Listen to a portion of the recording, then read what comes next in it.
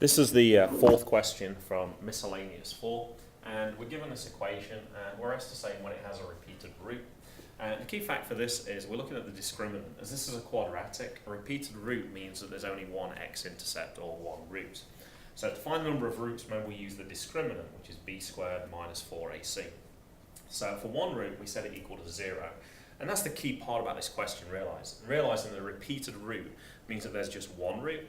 And to do that, you set the discriminant equal to 0. Now, just as a reminder, if it asks for two different roots, then you'd set the discriminant greater than 0. And if it said that there's no real roots, then you'd set the discriminant less than 0.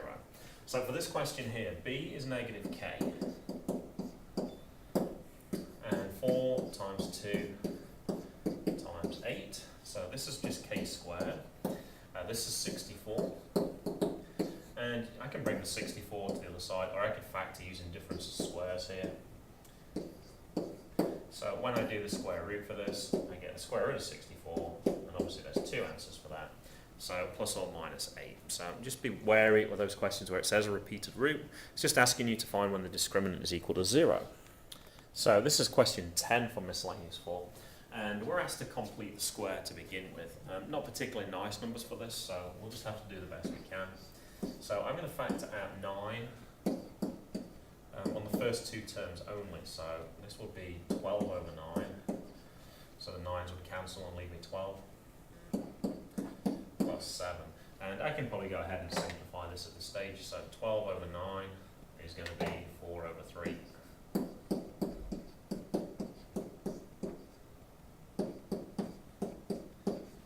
So all I've done is take a factor so far. Now I'm going to do the completing of the square. So I'm going to do a half of this coefficient here.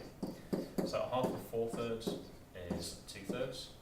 And then now I have to do my little check to make sure I get the right part at the end here. So I know automatically when I multiply this all out, I'm going to get these first two terms. But I'm going to get another term, and it's probably not going to be 7. So we've got to figure out what it's going to be. So 2/3 squared is 4/9.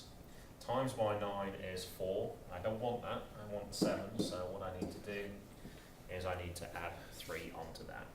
Remember, if it asked you for a question about a vertex, then we'd do the opposite of the first value and then leave the second value alone. So the vertex would be negative 2/3 and 3. The 9 at the start doesn't affect where the vertex is, it just affects the steepness of the U-shaped graph. Now, our question actually asks for part B, what range of values can we have for 1 over this expression? Now obviously these two questions are connected, so there must be a reason why they asked us to do this first.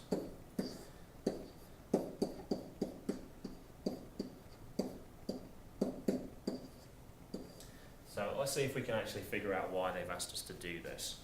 So what we can figure out from this is we can figure out what the vertex is. I'm just going to give myself a little bit more room here. So we can figure out what the vertex is, and as we just said, the vertex would be negative 2/3 and 3. And just checking one more time, find a set of values for real values taken by this for real values of x. So we're looking for the y values that are appropriate for this question. So I can see that the y value here is 3. I can see that this is positive x squared, so actually this is the smallest value. So the smallest y value is 3, and the largest y value, well actually is going to be infinity, because this is going to go for ever and ever. This graph's going to continue.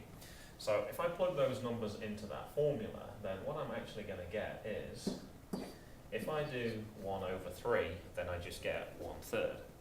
If I take my largest value and plug that into the formula, remember all of this is there, then you can't actually enter infinity onto your calculator, but you can enter a very large number. And what you're actually going to find is it's 0. So, as it turns out, when we plug in our smallest y value, we actually end up with the largest possible y value you can actually get. And vice versa for this one, when we plug in infinity, we end up with the smallest value. So the range of values is between 0 and 1/3. So we can go ahead and say that. We can't really have infinity as a number here, so I better leave this as less than. You can see that we can have 1/3 as a value, so I'm going to put that one as equal to.